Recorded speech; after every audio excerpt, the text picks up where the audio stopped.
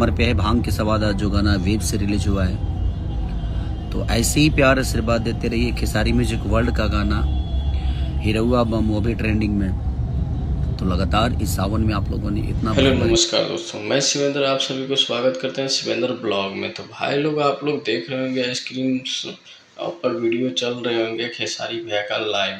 तो भाई लोग आज बात किए थे कल भांग के स्वाद के बारे में। भाई 2 नंबर पर ट्रेंड कर रहे थे कल। आज भी काफ़ी ज़बरदस्त 3 नंबर पे है। आप लोग नहीं देखें तो जाके देखिए, ढेर सारा ऐसे ही प्यार देते रहिए।